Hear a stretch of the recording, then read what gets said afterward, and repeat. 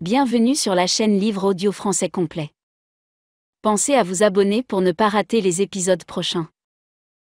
Richard Tosier prend la poudre d'escampette.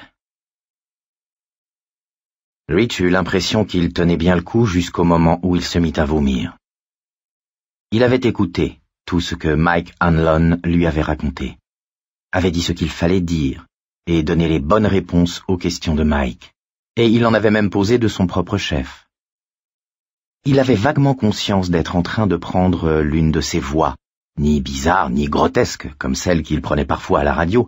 Porte-Doc le délirant, le conseiller sexuel, était personnellement son rôle préféré, du moins en ce moment, et lui valait de la part de ses auditeurs des réactions positives, presque aussi nombreuses que son inusable grand succès, Colonel Bufford Keysdrivel. Mais au contraire riche, chaude, confiante, la voix du mec vraiment bien. Elle ne manquait pas d'allure, mais ce n'était qu'un faux, comme toutes les autres voix qu'il pouvait adopter. « Dans quelle mesure te souviens-tu, Rich ?» lui demanda Mike. « Une faible mesure, » répondit Rich, qui garda un instant le silence. « Suffisamment, sans doute. »« Viendras-tu ?»« Je viendrai. » Et il raccrocha. Il resta assis un moment dans son cagibi enfoncé dans le fauteuil derrière le bureau, les yeux perdus au-dessus de l'océan Pacifique. Deux gamins sur sa gauche jouaient avec leurs planches de surf, mais sans vraiment prendre les vagues avec. Il faut dire qu'il n'y en avait guère à chevaucher. Son horloge de table, un coûteux objet à quartz, cadeau du représentant d'une société de disques, disait qu'il était 17h09, ce 28 mai 1985. 3 heures de décalage avec l'endroit d'où Mike avait appelé. Il y faisait déjà nuit ou presque. Il sentit un début de chair de poule à cette seule idée et eut envie de bouger et de s'occuper. Il commença bien entendu par mettre un disque, sans chercher, prenant le premier qui lui tombait sous la main parmi les milliers qui se serraient sur les étagères. Le rock'n'roll faisait presque tout autant partie de sa vie que les voix, et il lui était difficile de faire quoi que ce soit sans musique, à plein tube de préférence. Il était tombé sur une rétrospective Motown. Marvin Gaye, l'un des membres les plus récents de ce que Rich appelait parfois les Clamsey & Co., ouvrait le récital avec « I heard it through the grapevine. Ho ho, I bet you're wondering how I knew. » Pas mal, dit Rich. Il eut même un léger sourire. C'était mal, pourtant, et il venait d'en prendre pour son grade. Mais il avait le sentiment qu'il serait capable de faire face. Pas de panique. Il s'apprêta à rentrer chez lui. À un moment donné, au cours de l'heure suivante, il lui vint à l'esprit que c'était comme s'il était mort, et qu'il lui fut permis de prendre ses ultimes dispositions, sans parler de ses volontés en matière d'enterrement. Il avait l'impression qu'il s'en sortait joliment bien. Il essaya de joindre son agence de voyage habituelle, se disant que l'employé serait probablement sur l'autoroute direction la maison, mais il tenta sa chance. Par miracle, elle était là. Il lui expliqua ce qu'il voulait et elle lui demanda un petit quart d'heure.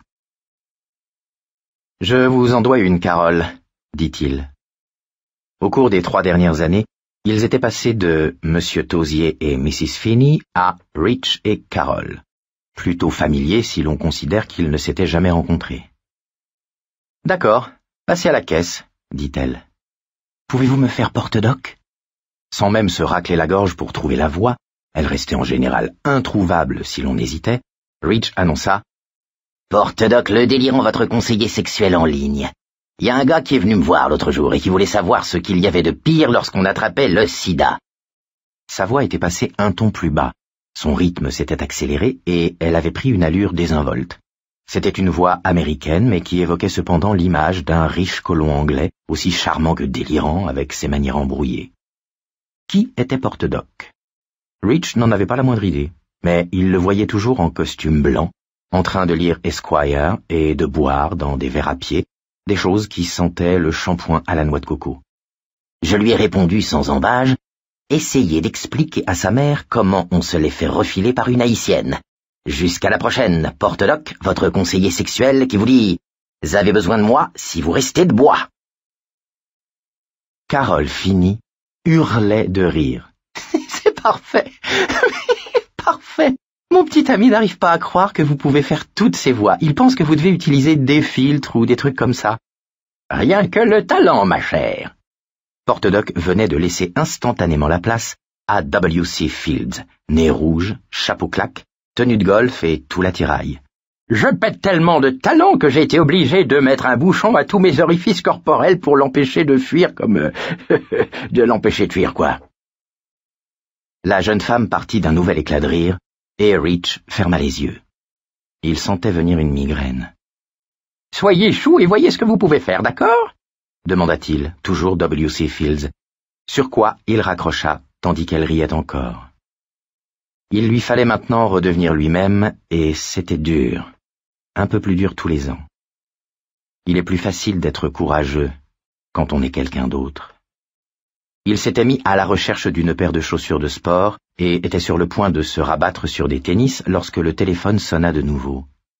C'était Carol Finney, tous les records de temps battus.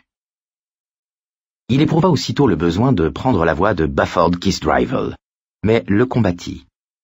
Elle avait réussi à lui trouver une première classe sur un vol American Airlines sans escale, Los Angeles-Boston. Il quitterait LA à 21h03 et arriverait à Logan vers 5h du matin. Un vol de Delta partait à 7h30 de Boston pour Bangor, où il débarquerait à 8h20. Elle lui avait réservé une berline confortable chez Avis, et il n'y avait que 40 km entre le comptoir d'Avis à l'aéroport de Bangor et le centre de Derry. Seulement 40 km, pensa-t-il. C'est tout, Carole? Peut-être si l'on compte en kilomètres. Cependant, vous n'avez pas la moindre idée de l'éloignement de ce patelin. Et moi non plus, d'ailleurs. Mais par tous les dieux, nous allons le découvrir. Je n'ai pas réservé de chambre parce que vous ne m'avez pas précisé le temps que vous vouliez rester, dit-elle. Est-ce que... Non, laissez-moi m'en occuper, coupa Rich, qui ne put empêcher Kissdrivel de prendre le dessus. T'as été en amour, ma chère. Il raccrocha doucement. Toujours les quitter sur un rire. Puis composa le 207 555 12 12 pour avoir l'assistance à l'annuaire du Maine. Il voulait le numéro du grand hôtel de Derry. Seigneur, ça, c'était un nom du passé. Cela faisait quoi, 10, 15, 20, 25 ans qu'il ne l'avait pas évoqué. Aussi fou que cela parut, il soupçonnait que cela faisait 25 ans au moins. Et si Mike ne l'avait pas appelé, il avait l'impression qu'il n'y aurait jamais repensé de sa vie.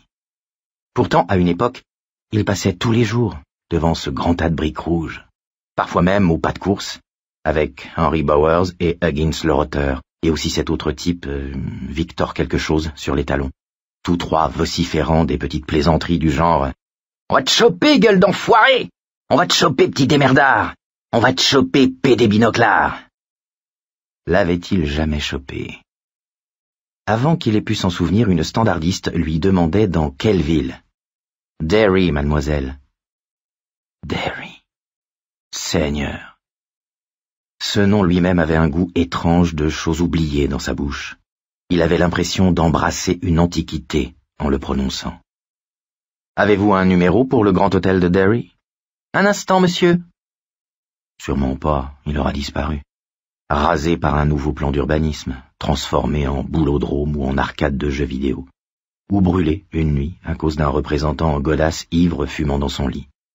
Disparu, Richie, tout comme les lunettes inépuisables, sujet de raillerie pour Bowers.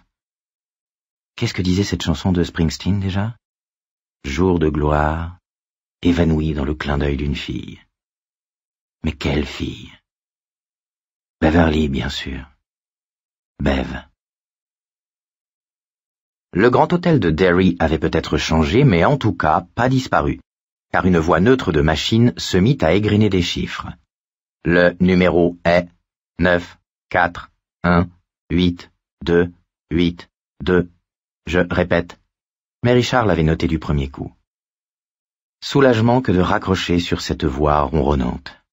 Il imaginait facilement le service des renseignements sous la forme d'un monstre globuleux profondément enterré sous terre, rivet transpirant, avec des milliers de tentacules chromés, version PTT du Docteur Octopus. Le monde dans lequel vivait Richie lui paraissait chaque année un peu plus comme une maison hantée électronique, dans laquelle fantômes numériques et humains apeurés se côtoyaient, mal à l'aise. Toujours debout. Pour paraphraser Paul Simon, toujours debout après tant d'années.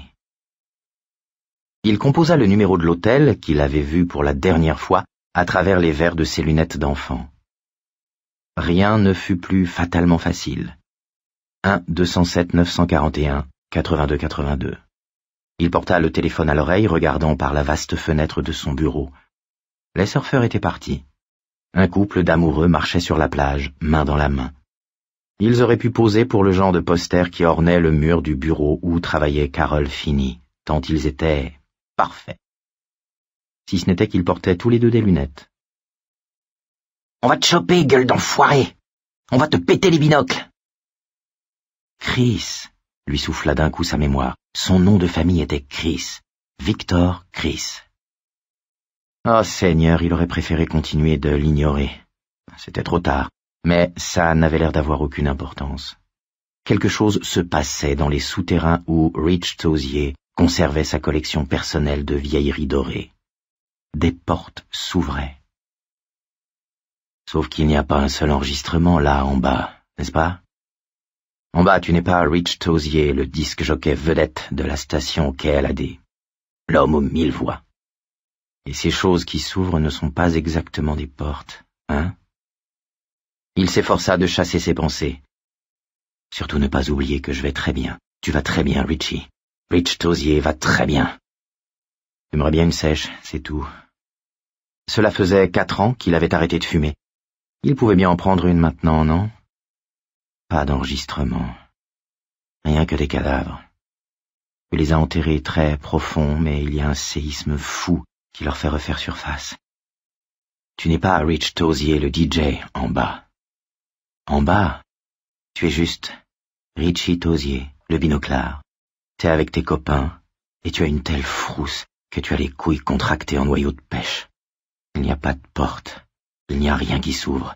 Ce sont des cryptes, Richie. Elles se fendent en deux et les vampires que tu croyais morts à jamais se remettent à voler. Une cigarette, juste une. Même une Carlton ferait l'affaire, pour l'amour du ciel. On va te choper, binoclard.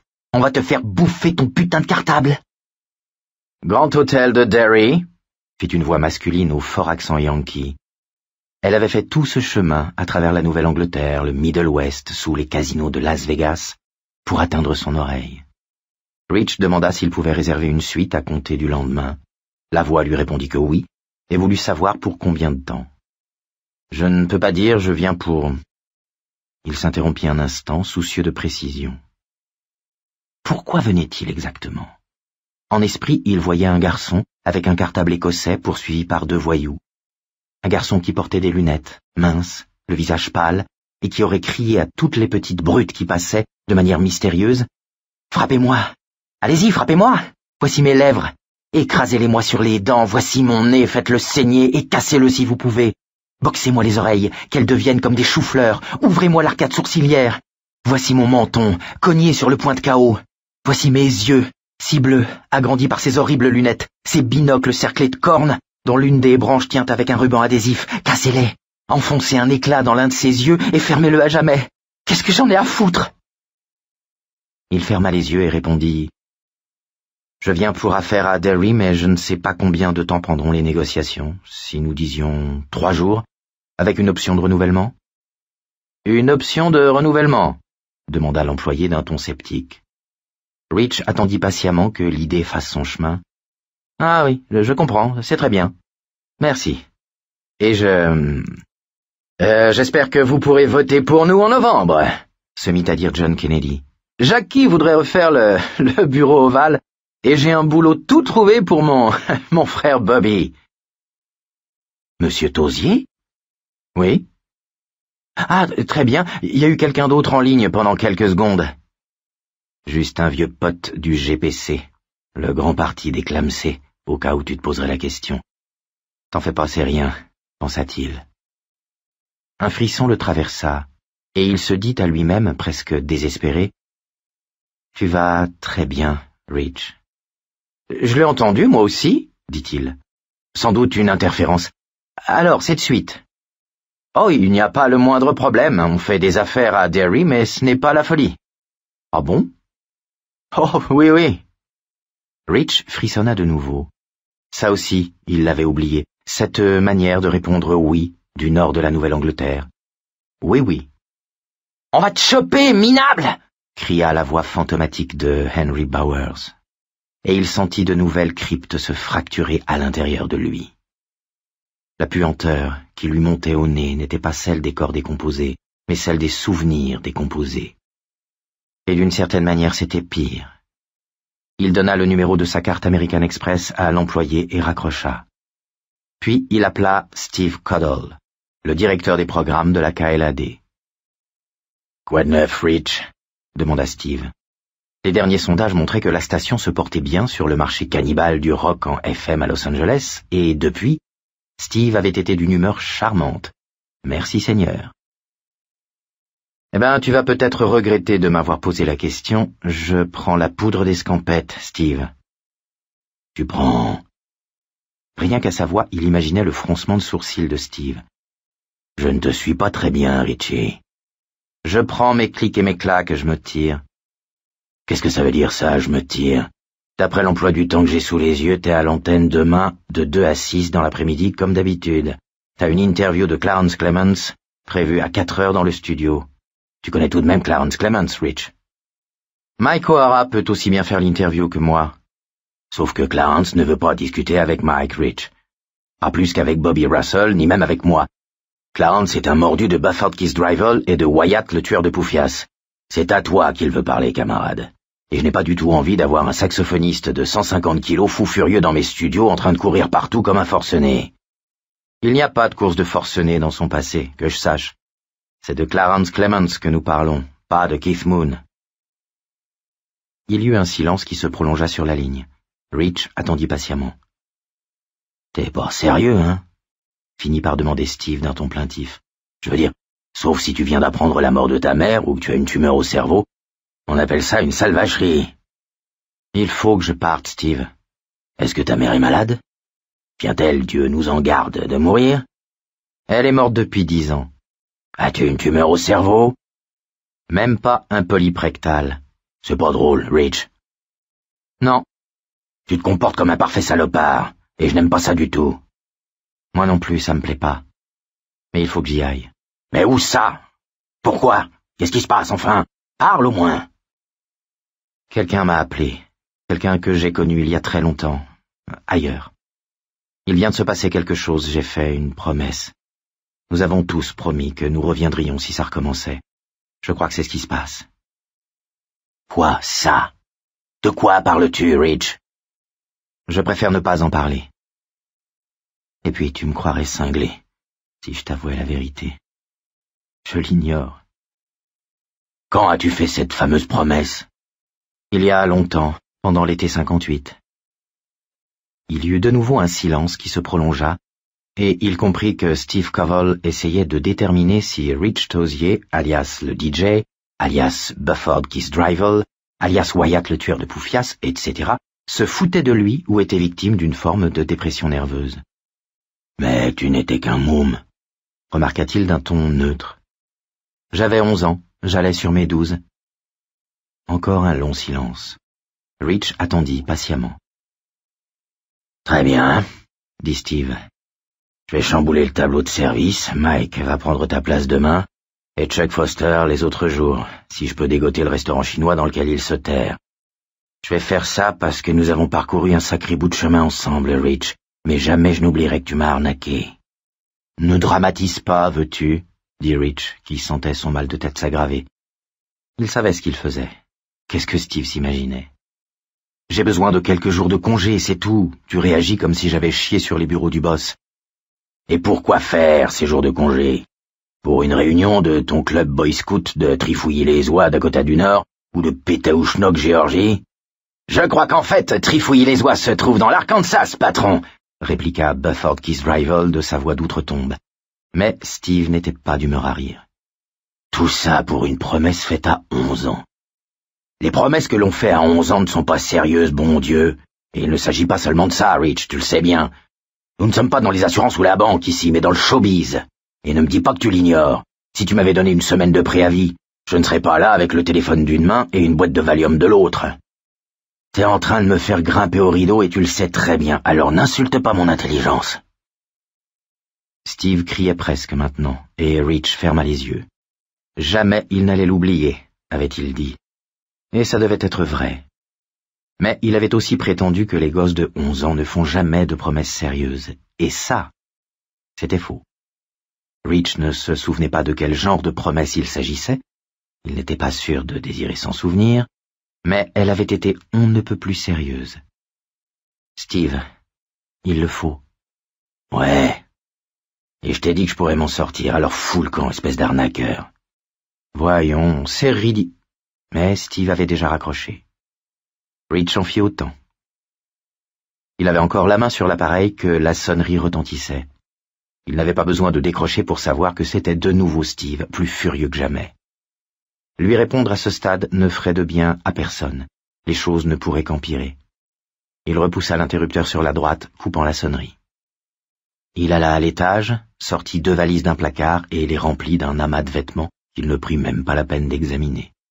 Des jeans, des chemises, des sous-vêtements, des chaussettes. Ce n'est que plus tard qu'il se rendit compte qu'il avait sélectionné des affaires de style jeune. Puis il redescendit avec les valises pleines. Une photo de Big Sur par Ansel Adams ornait l'un des murs du séjour. Rich la fit pivoter sur des gonds invisibles, il ouvrit le petit coffre mural qui se trouvait derrière et commença à fouiller parmi les paperasses. Les titres de propriété d'une maison agréablement située entre la faille de San Francisco et la zone des feux de broussailles, 10 hectares de forêt d'exploitation dans l'Idaho, un paquet d'actions. Il avait acheté ces dernières apparemment au hasard. Dès que son agent de change le voyait arriver, il se prenait la tête entre les mains. Mais elles avaient toutes régulièrement monté au fil des années. Il était parfois surpris à l'idée qu'il était presque, pas tout à fait mais presque, un homme riche. Et tout ça grâce au rock'n'roll. Et aux voix, bien entendu. La maison, la forêt, les actions, la police d'assurance, et même un double de son testament. Les liens qui te tiennent solidement attaché à l'existence, pensa-t-il. Il fut pris d'une impulsion soudaine, celle de saisir un briquet et de foutre le feu à tout cet assortiment putassier de « par la présente monsieur Untel » et le porteur de ce certificat. Il aurait pu le faire. Les papiers du coffre venaient de perdre toute signification, d'un seul coup. C'est à ce moment-là qu'il ressentit son premier véritable accès de terreur. Un accès qui n'avait rien de surnaturel. Ce n'était que la prise de conscience de la facilité avec laquelle on pouvait balancer sa vie à la poubelle. C'était ça, l'affolant. Il suffisait d'orienter le ventilateur sur tout ce que l'on avait mis des années à rassembler laborieusement et de le régler à fond. Facile. Tout brûler ou tout disperser aux 4 vents, puis prendre la poudre d'escampette. Derrière les papiers, qui n'étaient, par rapport au fric, que des cousins au 2e degré, se trouvait la réalité, le nerf de la guerre. 4 000 $ en coupures de 10, 20 et 50. Tandis qu'il embourrait les poches de son jean, il se demandait s'il n'avait pas su ce qu'il faisait, obscurément, quand il avait mis tout cet argent de côté. 50 $ un mois, 120 le suivant, seulement 10 le 3e. Du fric de rat qui quitte le navire, du fric poudre d'escampette. Mon Dieu, ça fout les jetons, dit-il, ayant à peine conscience d'avoir parlé. L'air absent, il regarda la plage à travers la vaste fenêtre. Comme les surfeurs, les amoureux avaient disparu. Ah oui, Doc, tout ça me revient maintenant. Tu te souviens de Stanley Uris, par exemple? Je te parie 3 poils que je m'en souviens. Tu te rappelles comme on disait cela? On trouvait que c'était très classe. Stanley Urine, comme l'appelaient les gosses. Hé, Urine! Hé, l'assassin du Christ de mai et 2, où tu te tailles? Tu crois que l'un de tes PD de copains va te filer 100 balles? Il claqua la porte du coffre-fort et remit en place la photographie. Quand avait-il pensé à Uris pour la dernière fois? 5 ans? 10 ans? 20 ans? Rich avait quitté Derry avec sa famille au printemps 1960, et comme tous les visages de la bande s'étaient estompés depuis, la bande des perdants, des ratés, avec leur club au milieu de ce que l'on appelait les friches mortes. Curieux nom pour un endroit où la végétation était aussi fournie. Jouant aux explorateurs dans la jungle, à l'unité de génie égalisant un terrain d'atterrissage sur un atoll tout en repoussant les Japs, jouant aux constructeurs de barrages, aux cow-boys, aux astronautes perdus dans un monde forêt. Tu l'as dit. Le nom pouvait bien changer. N'oublie pas de quoi il s'agissait en fait. De se cacher. De se cacher des grands balaises, de Henry Bowers, Victor Chris, Huggins le Rotter et toute la bande. Quel assortiment de ratés il faisait. Stan Uris, avec son gros pif de juif, Bill Denbrough, qui n'était pas capable de dire autre chose que « Yahoo, Silver !» sans bégayer lamentablement au point de vous rendre marteau, Beverly March avec ses bleus partout, ses cigarettes planquées dans les manches de sa blouse, Ben Hanscom, tellement gros que l'on aurait dit la version bipède de la baleine blanche, et Richie Tosier, avec ses verres en cul de bouteille, ses 20 sur 20 en classe, sa grande gueule, qui ne demandait qu'à se faire rectifier. Existait-il un mot pour les caractériser? Oh oui, il en existe toujours un, le mot juste. Dans ce cas précis, la bande de nouilles. Comme cela lui revenait, comme tout lui revenait. Et maintenant il était là, debout dans son salon, tremblant de manière aussi incontrôlable qu'un clébard abandonné sous la tempête. Tremblant parce que les types, en compagnie desquels il avait couru, n'étaient pas tout ce dont il se souvenait. Il y avait d'autres choses, des choses auxquelles il était resté des années sans penser, frissonnant juste en dessous de la surface. Des choses sanglantes, une obscurité, une certaine obscurité.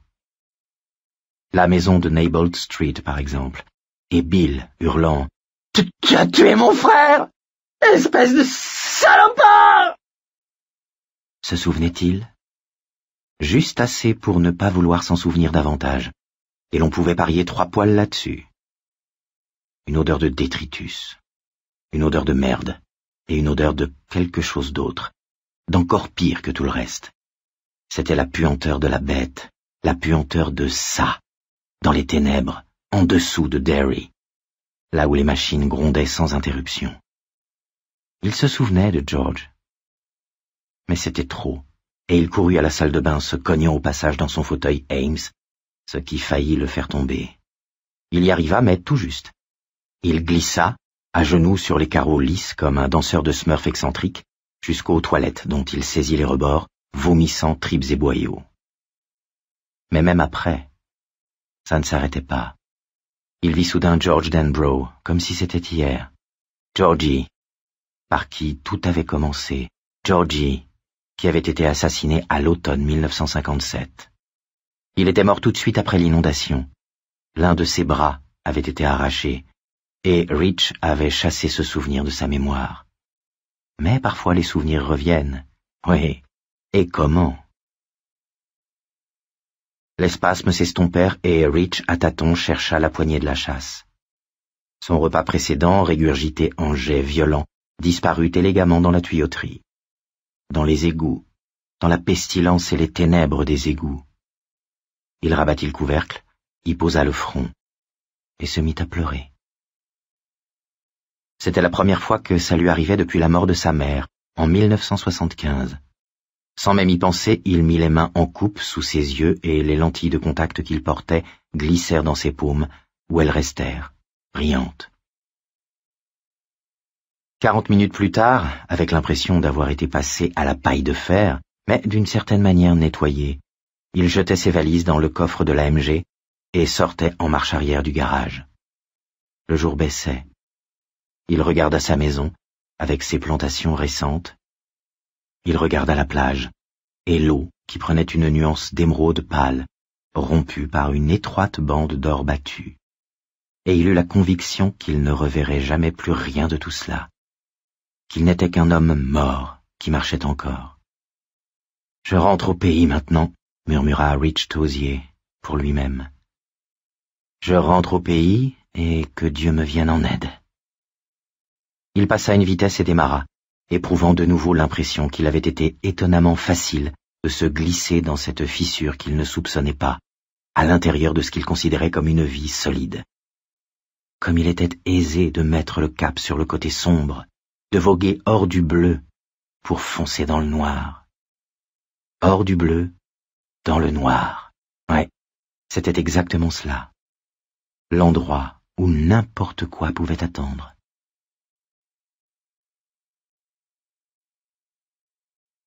Ben Hanscom prend un verre.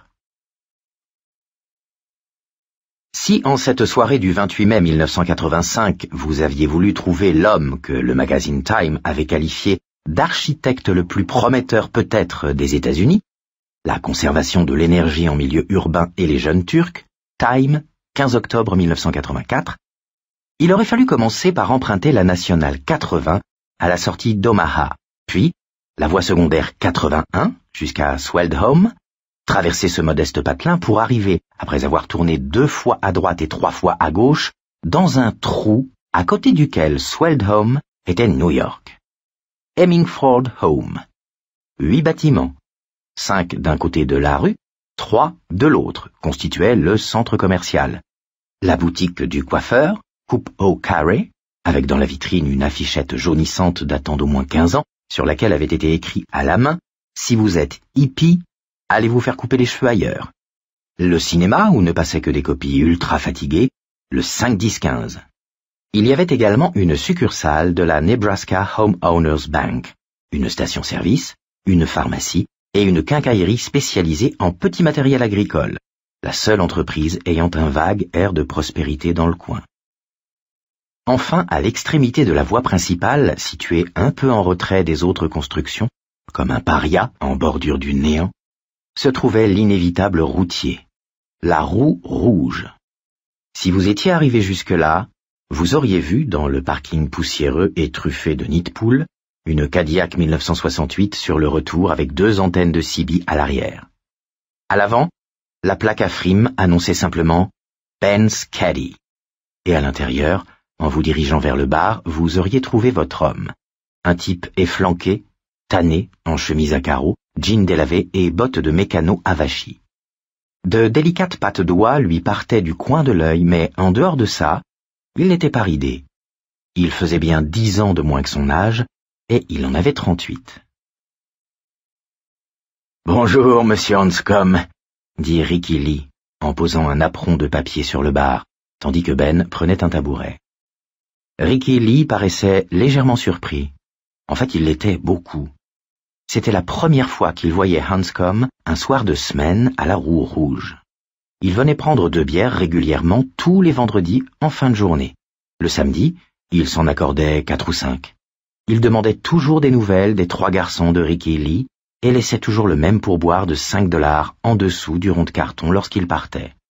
À tout point de vue, professionnel comme personnel, il était de loin le client favori de Ricky Lee.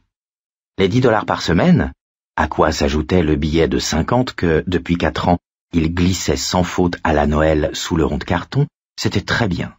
Mais la compagnie du personnage valait encore davantage. Les gens de bonne compagnie sont une rareté, mais dans un boui-boui comme celui-ci, où le niveau des conversations est en dessous de celui de la mer, ce sont de vrais merles blancs. En dépit de ses origines, la Nouvelle-Angleterre, et de son éducation, en Californie, Hanscom avait tout de l'extravagant texan. Si Ricky Lee comptait sur son passage rituel tous les vendredis et samedis, il avait de bonnes raisons pour cela. Que M. Hanscom construise un gratte-ciel à New York. Il y avait déjà bâti 3 des édifices les plus controversés des 5 dernières années. Un nouveau musée à Redondo, ou un immeuble de bureau à Memphis. Immanquablement le vendredi soir, entre 8h et 9h30, la porte qui donnait sur le parking s'ouvrait sur sa silhouette nonchalante. Comme s'il habitait à l'autre bout du patelin et avait préféré faire un tour, faute d'un programme intéressant à la télé. Il possédait un Learjet et disposait d'une piste d'atterrissage privée sur sa ferme à Jenkins. 2 années auparavant, à Londres, il avait dessiné le nouveau centre de communication de la BBC, dont il avait supervisé la construction. L'immeuble avait fait également l'objet de controverses passionnées. Le Manchester Guardian, peut-être l'édifice le plus remarquable élevé à Londres depuis 20 ans. Le Daily Mirror. mis à part la tête de ma belle-mère après une cuite, la chose la plus laide que j'ai jamais vue. Ricky Lee s'était dit, quand Hanscom avait accepté ce travail, « Eh ben, je vais rester un bout de temps sans le voir. Peut-être qu'il finira par nous oublier complètement. » Et en effet, le vendredi suivant, Ben Hanscom n'avait pas donné signe de vie, même si Ricky Lee n'avait pu s'empêcher de lever vivement la tête à chaque fois que s'ouvrait la porte du parking, entre 8h et 9h30. On le reverra plus tard peut-être. Plus tard fut le lendemain soir. La porte s'était ouverte à 9h15 et il était tranquillement entré, en jean et t-shirt avec ses vieilles bottes de mécano, comme s'il venait de traverser la rue. Et lorsque Ricky Lee s'était écrié d'un ton presque joyeux, « Hey, monsieur Hanscom, d'où Jésus, qu'est-ce que vous faites ici ?» Il avait eu l'air légèrement surpris, comme si sa présence était la chose la plus naturelle du monde. Pendant les 2 années que dura son contrat avec la BBC, cette visite hebdomadaire se renouvela. Il quittait Londres chaque samedi matin à 11h en Concorde, expliqua-t-il à un Ricky Lee fasciné, et arrivait à Kennedy Airport, à New York, à 10h15, soit 45 minutes avant son départ de Londres, à en croire les horloges. Comme les voyages dans le temps, s'était exclamé Ricky Lee, impressionné. Une limousine l'attendait pour le conduire à Teterboro Airport, dans le New Jersey, un parcours qui ne prenait pas plus d'1 heure dans le trafic plus fluide du samedi matin. Il se retrouvait sans problème aux commandes du Learjet vers midi et se posait à 14h30 à Jenkins. En allant assez vite cap à l'ouest, dit-il à Ricky, le jour paraissait durer éternellement. Après quoi, il faisait une sieste de 2 heures, puis passait 1 heure avec son contremaître et une demi-heure avec sa secrétaire. Il dînait et venait enfin à la Roue Rouge où il restait environ 1h30. Il s'y rendait toujours seul, s'asseyait toujours au bar et repartait toujours aussi seul. Il ne manquait pourtant pas de femmes dans ce coin du Nebraska qui n'aurait pas mieux demandé que de le distraire un peu. Une fois de retour à la ferme, il prenait 6 heures de sommeil et tout le processus recommençait à l'envers. Ricky Lee impressionnait à coup sûr ses clients avec cette histoire. Peut-être est-il homosexuel ? Avait suggéré une fois une femme. D'un bref coup d'œil, Ricky l'avait jaugée. Permanente, vêtements, boucles d'oreilles, tout la désignait comme une BCBG de la côte Est, New York probablement. Sans doute venue rendre visite à un parent ou une amie d'école et pressée de repartir. « Non, avait-il répondu. Monsieur Hanscom n'est pas un PD. Comment le savez-vous ? Avait-elle demandé, jouant avec une cigarette, en attendant qu'il l'allumât, un léger sourire à ses lèvres dont le rouge brillait. Je le sais, c'est tout. Et c'était vrai. L'idée lui vint d'ajouter « Je crois que c'est l'homme le plus diablement solitaire que j'ai jamais rencontré. » Mais il n'avait pas envie de se confier à cette New-Yorkaise qui l'observait comme une curiosité locale. Ce soir-là, M. Hanscom avait l'air un peu pâle et légèrement distrait. « Salut, Ricky Lee, » dit-il. Il s'installa sur un tabouret et se mit à étudier ses mains. Ricky Lee savait qu'il devait passer les 6 ou 8 prochains mois à Colorado Springs pour surveiller les travaux préliminaires d'un centre culturel des Rocheuses, un vaste complexe de 6 bâtiments taillés à flanc de montagne. Quand ce sera terminé, les gens vont dire que ça ressemble à des jouets qu'un enfant géant aurait laissé traîner sur un escalier, avait expliqué Ben à Ricky Lee. Pas tous, mais il y en aura pour le dire. Ils n'auront pas tout à fait tort. Mais ça va marcher, je crois. C'est le truc le plus monumental que j'ai jamais entrepris, et la mise en place va être redoutable. Je crois pourtant que ça va marcher. Il a un peu le trac, s'était dit Ricky. Rien de surprenant à ça, rien de malsain non plus d'ailleurs. Plus on est connu, plus on prête le flanc aux attaques. Ou alors il souffrait d'une vague infection. Les microbes ne manquaient pas dans le coin. Ricky Lee prit une chope propre et la plaça sous le robinet. « Pas ce soir, Ricky Lee. » Ricky se tourna, surpris, et lorsque Ben Hanscom leva les yeux de ses mains, il eut un frisson de peur. Car Ben Hanscom n'avait pas l'air d'avoir le trac ou la grippe, mais de quelqu'un qui vient de prendre un coup terrible et qui tente encore de comprendre ce qui l'a frappé. Il a perdu quelqu'un. Il n'est pas marié, mais tout le monde a une famille. Quelqu'un vient de clamser dans la sienne, c'est sûr et certain. Un client glissa une pièce dans le jukebox, et Barbara Mandrell se mit à chanter les déboires d'un ivrogne et d'une femme seule. « Vous vous sentez bien, monsieur Hanscom ?» Ben Hanscom regarda Ricky Lee avec des yeux qui avaient soudain 20 ans de plus que le reste de son visage. Avec étonnement, le barman s'aperçut que ses cheveux grisonnaient. C'était la première fois qu'il le remarquait. Hanscom sourit, d'un horrible sourire spectral. On aurait dit celui d'un cadavre. « Pas tellement, Ricky Lee. Non, monsieur, pas ce soir. Pas bien du tout, même. » Ricky reposa la chope et se dirigea vers le coin du bar où Hanscom s'était assis. Le bar était aussi vide, ce lundi soir, qu'il pouvait l'être en dehors de la saison de football. Il y avait moins de 20 clients et Annie, assise près de la porte de la cuisine, faisait un château de cartes avec les menus. « Mauvaise nouvelle, monsieur Hanscom ?»« Mauvaise nouvelle, c'est le mot. Mauvaise nouvelle du pays. » Il regarda Ricky Lee. Non, il regarda à travers Ricky Lee. « Je suis désolé de l'apprendre, monsieur Hanscom. »« Merci, Ricky Lee. » Il se tut et Ricky était sur le point de lui demander s'il n'y avait rien qu'il pût faire pour lui, lorsque Hanscom reprit « Quelle est la marque de votre whisky, Ricky Lee ?»« Pour tous les autres dans ce caboulot, c'est du Four Roses, mais pour vous, je crois que ce sera du Wild Turkey. » Hanscom eut un léger sourire. « Sympa de votre part, Ricky Lee.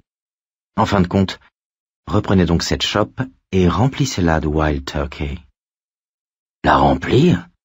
s'exclama Ricky Lee, franchement surpris. « Seigneur, mais vous allez ressortir à 4 pattes, si je ne dois pas appeler une ambulance avant, » ajouta-t-il en lui-même. « Pas ce soir.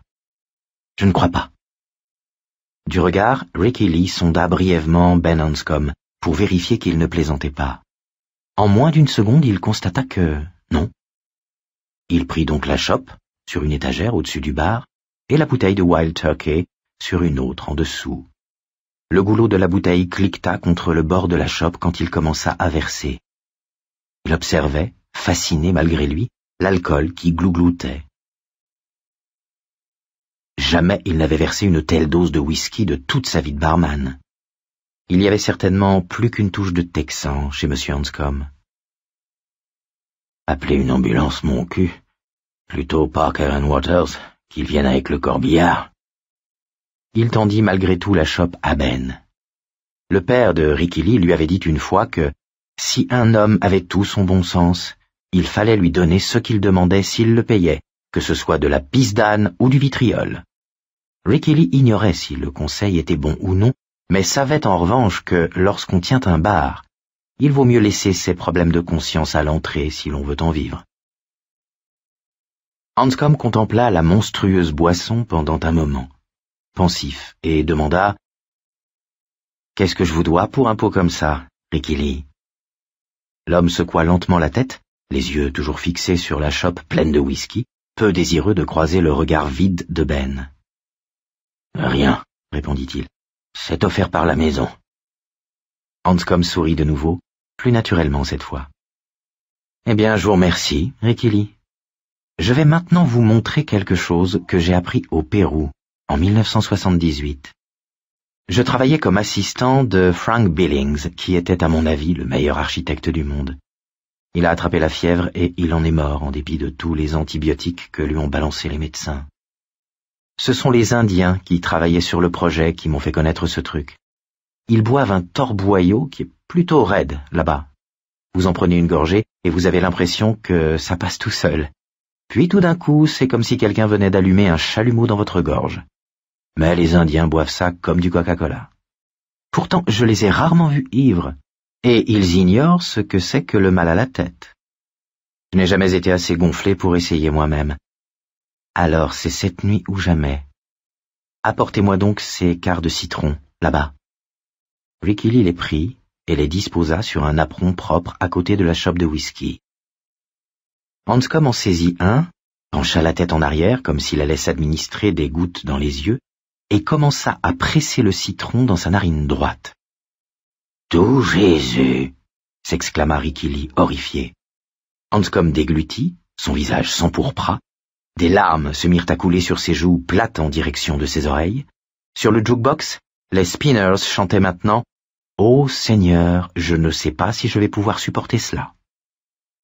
À tâtons, Hanscom prit un autre morceau de citron sur le bar et le pressa dans sa narine gauche. « Nom de Dieu, vous allez vous faire sauter la caisse » murmura le barman. Hanscom rejeta sur le bar les morceaux de citron pressés. Il avait les yeux injectés de sang et respirait à petites bouffées, grimaçant. Du jus de citron limpide dégoulinait de ses deux narines jusqu'aux commissures de ses lèvres. Toujours à tâtons, il s'empara de la chope de whisky, la souleva et en but le tiers. Ricky Lee regardait pétrifié sa pomme d'Adam monter et descendre. L'architecte reposa la chope, eut 2 frissons et hocha la tête. Il adressa un sourire à Ricky Lee. Il n'avait plus les yeux rouges. Ça marche à peu près comme il le disait. On a tellement mal au nez qu'on ne sent absolument pas ce qui vous descend dans la gorge. Vous êtes cinglé, monsieur Hanscom? Un peu, mon neveu. Vous vous en souvenez de celle-là? On le disait quand on était gamin. Un peu, mon neveu. Je ne vous ai jamais raconté que j'étais gros, autrefois. Non, monsieur, jamais, fit Ricky Lee dans un souffle. Il était maintenant convaincu que Ben Hanscom venait d'apprendre des nouvelles tellement épouvantables qu'il était devenu réellement cinglé, ou qu'il avait au moins perdu temporairement son bon sens. J'étais le gros lard, classique. Je n'ai jamais joué au baseball ou au basket, ni aux gendarmes et aux voleurs. J'étais toujours pris le premier, pas capable de m'en sortir. Gras comme un cochon. Et il y avait ces types de mon patelin qui me coursaient régulièrement. Un mec du nom de Reginald Huggins, que tout le monde appelait le rotter. Un autre du nom de Victor Chris, plus quelques autres. Mais le véritable cerveau de la bande, c'était Henry Bowers. S'il y a jamais eu un gosse démoniaque sur cette foutue planète, Ricky Lee, c'était bien lui. Je n'étais pas le seul qui le poursuivait. Mon problème était que je ne pouvais pas courir aussi vite que les autres. Hanscom déboutonna sa chemise et l'ouvrit. En se penchant, Ricky Lee vit une curieuse cicatrice à la hauteur de l'estomac, juste au-dessus du nombril. Boursouflée, blanche et ancienne. Une lettre, se rendit-il compte. Quelqu'un avait tracé un H sur le ventre de M. Hanscom, probablement bien longtemps avant qu'il n'atteigne l'âge adulte. Ça, c'est la signature de Henry Bowers. Elle date de 1000 ans. Et j'ai de la chance de ne pas avoir tout le reste de son nom dans la région. Monsieur Hanscom. L'architecte prit les 2 autres quarts de citron, un dans chaque main, et inclina la tête en arrière, comme s'il se mettait des gouttes dans le nez. Il frissonna violemment, posa les restes de fruits et but 2 énormes rasades. Il frissonna une fois de plus, prit une 3e rasade, puis, à tâtons, les yeux fermés, attrapa le rebord rembourré du bar, comme un marin s'accroche à la rambarde par gros temps. Finalement, il rouvrit les yeux et sourit à Ricky Lee. « Je pourrais tenir le coup comme ça toute la nuit, » dit-il. « J'aimerais autant que vous en restiez là, monsieur Hanscom, » répondit le barman, nerveux.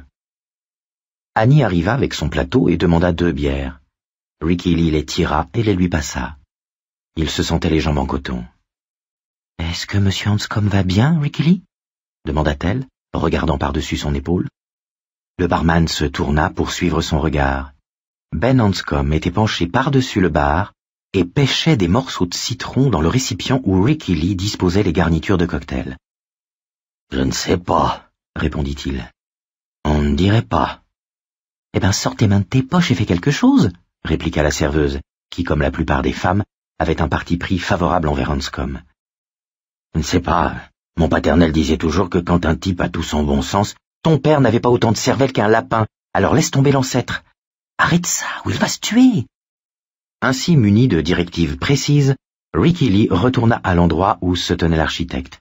« Monsieur Hanscom, je pense que vous devez... » Ben Hanscom se redressa, éternua, et renifla le jus de citron qui coulait de son nez comme s'il s'agissait de cocaïne. Puis, il ingurgita une rasade de whisky, comme si c'était de l'eau. L'air solennel, il regarda Ricky Lee. « Bing bang, j'ai vu tout le gang qui dansait sur mon tapis de padang !» dit-il, ce qui le fit rire. Il restait peut-être 5 centimètres de whisky au fond de la chope. « Ça suffit !» dit Ricky Lee en tendant la main vers le verre. Hanscom le repoussa doucement. « Les dégâts sont déjà faits, Ricky Lee, dit-il. Les dégâts sont déjà faits, mon garçon. Je vous en prie, monsieur Hanscom. J'ai quelque chose pour vos gosses, Ricky Lee. Bon Dieu, j'ai failli oublier. » Il porta une main à la poche de sa veste en jean délavé. On entendit un bruit étouffé de métal. « Mon père est mort quand j'avais 4 ans, reprit-il. Son élocution n'était nullement altérée. En nous laissant un joli paquet de dettes et ça.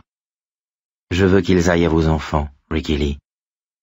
Il posa $3 d'argent au chariot sur le bar, qui brillèrent délicatement dans la lumière tamisée. Ricky Lee retint sa respiration. « C'est très gentil, monsieur Hanscom, mais je ne peux... » J'en avais 4 dans le temps, mais j'en ai donné un à Bill Lebeg et aux autres. Bill Denbrough, c'était son véritable nom, mais on l'appelait Bill Lebeg, comme on avait l'habitude de dire, un peu mon neveu. C'est l'un des meilleurs amis que j'ai jamais eus. J'en avais quelques-uns, voyez-vous. Même un gros lard comme j'étais en avait. Bill Lebeg est écrivain maintenant. À peine Ricky Lee l'écoutait-il. Il contemplait les dollars au chariot fasciné. 1921, 1923 et 1924. Dieu sait ce qu'il valait actuellement, ne serait-ce qu'au poids du métal. « Je ne peux pas, » répéta-t-il. « Je me permets d'insister. » Ben Hanscom étreignit l'anse de la chope, qu'il vida d'un trait. Il aurait dû se trouver complètement ramollo, mais ses yeux ne quittaient pas ceux de Ricky Lee. C'étaient des yeux légèrement larmoyants et injectés de sang, mais le barman aurait juré sur une pile de Bible que c'étaient aussi ceux d'un homme tout à fait lucide. « Vous me fichez la frousse, monsieur Hanscom, » dit Ricky Lee. 2 années auparavant, un poivreau invétéré du nom de Gresham Arnold s'était présenté à la Roue Rouge avec un rouleau de pièces de 25 cents à la main et un billet de $20 fiché dans le ruban de son chapeau. Il avait tendu les pièces à Annie avec mission d'alimenter le jukebox en permanence. Puis, il avait posé le billet sur le bar et demandé à Ricky Lee de payer une tournée générale. Ce Gresham Arnold avait eu son heure de gloire comme joueur de basket pour les Hemmingford Rams, leur permettant d'emporter pour la première fois, et vraisemblablement la dernière, le championnat scolaire senior. C'était en 1961. Un avenir brillant souriait au jeune homme. Mais il s'était fait étendre lors des contrôles du premier semestre suivant, victime de l'alcool, de la drogue et des soirées qui se prolongeaient tard. Il revint chez lui, bousilla la décapotable jaune que ses parents lui avaient offerte pour ses succès passés et prit un poste de responsable des ventes dans l'entreprise de son père, agent de John Deere, matériel agricole. 5 ans passèrent. Son père se sentait incapable de le mettre à la porte. Il revendit donc son fonds pour prendre sa retraite en Arizona, chagrin, vieilli avant l'âge par ce qui semblait être l'irréversible et inexplicable dégringolade de son rejeton. Tant que l'entreprise avait appartenu à son père, Arnold avait au moins fait semblant de travailler, s'efforçant de ne pas succomber à la boisson. Mais après, il en était devenu l'esclave. Il pouvait être mauvais, mais il s'était montré doux comme un agneau le soir où il était arrivé avec son rouleau de pièces et où il avait payé le coup à tout le monde. Chacun l'avait remercié, et Annie avait pris soin de faire passer des disques de Moe Bandy, car Arnold Gresham aimait Moe Bandy. Il était resté au bar, perché sur ce même tabouret qu'occupait en ce moment Ben Hanscom, se rendit compte Ricky Lee avec une inquiétude grandissante, et avait bu 3 ou 4 bourbons, chantonnant avec le jukebox, sans faire d'ennui. Puis, il était rentré chez lui à la fermeture de la Roue Rouge et s'était pendu à l'aide de sa ceinture dans une pièce du haut. Cette nuit-là, les yeux de Gresham Arnold avaient eu une expression assez voisine de ceux de Ben Hanscom aujourd'hui. « Je vous fiche la frousse, moi ?» demanda Hanscom, toujours sans quitter Ricky Lee des yeux. Il repoussa la chope et croisa les mains d'un geste ferme devant les $3 d'argent. « Ce doit être vrai, » reprit-il, « mais vous n'avez sûrement pas autant la frousse que moi, Ricky Lee. Et priez le Seigneur de ne jamais connaître ça. »« Mais qu'est-ce qui se passe ?» demanda le barman en passant la langue sur ses lèvres. « Peut-être pourrais-je vous aider ?»« Ce qui se passe ?» Ben Hanscom eut un petit rire. « Rien d'extraordinaire. J'ai reçu un coup de fil d'un vieil ami ce soir, un type du nom de Mike Hanlon. Je l'avais complètement oublié. Mais ce n'est pas ça qui m'a fichu la frousse. Après tout, nous n'étions que des gosses à l'époque. Et les gosses oublient, non? Un peu mon neveu, ils oublient. Ce qui m'a fichu la frousse, c'est d'être arrivé à mi-chemin jusqu'ici et de me rendre compte que ce n'était pas seulement Mike que j'avais oublié, mais tout ce qui concernait mon enfance. Absolument tout. Ricky le regardait sans rien dire. Il n'avait pas la moindre idée de ce que ce discours signifiait, mais l'homme avait peur, c'était visible, très peur. Assez bizarre de la part d'un personnage comme Ben Hanscom, mais ce n'était pas du chiquet. Je dis bien absolument tout, insista-t-il en frappant le bar de ses doigts repliés. Avez-vous jamais entendu parler, Ricky Lee, de quelqu'un victime d'amnésie au point de ne même pas se rendre compte qu'il est amnésique? Ricky Lee secoua la tête. Moi non plus. Et voilà que je me suis retrouvé dans la Cadillac ce soir et que ça m'est tombé dessus d'un seul coup. Je me souvenais de Mike Hanlon, mais seulement parce qu'il venait de me téléphoner. Je me souvenais de Derry, mais uniquement parce que c'était de là qu'il appelait. Derry? Mais c'était tout. J'ai été frappé par le fait de ne pas avoir une seule fois pensé à mon enfance depuis je ne sais pas quand. Et alors juste comme ça, la marée des souvenirs a commencé à m'envahir. Comme par exemple ce que nous avions fait du 4e dollar. Et qu'en avez-vous fait, monsieur Hanscom? L'architecte regarda sa montre et se laissa soudain redescendre de son tabouret. Il chancela, légèrement, très légèrement. Ce fut tout. Je ne peux pas laisser filer le temps comme cela. Je prends l'avion cette nuit. Ricky Lee retrouva instantanément son air inquiet et Ben Hanscom se mit à rire. Je prends l'avion, mais je ne le pilote pas. Pas cette fois. United Airlines, Ricky Lee. Oh bon. Il se dit que son soulagement devait se voir, mais il s'en moquait. Et où allez-vous? Hanscom n'avait pas encore refermé sa chemise. Pensif, il contemplait les bourrelets blancs de la cicatrice sur son ventre. Puis il ferma les boutons. Je croyais vous l'avoir dit. Au pays. Je vais chez moi. Donnez ces dollars à vos gosses, Ricky Lee. Il se dirigea vers la porte et, à la manière dont il se déplaçait, et même dont il remontait son pantalon, il terrifia le barman. La ressemblance avec le défunt et fort peu regretté Gresham Arnold était soudain si criante qu'il avait presque l'impression de voir un fantôme. « Monsieur Hanscom !» ne put-il s'empêcher de s'écrier. Ben Hanscom se retourna et Ricky Lee fit un pas involontaire en arrière. Il heurta des fesses les rayons à l'arrière du bar, et verres et bouteilles tintinabulèrent un bref instant. Il avait reculé, pris de la conviction soudaine que l'architecte était mort. Oui.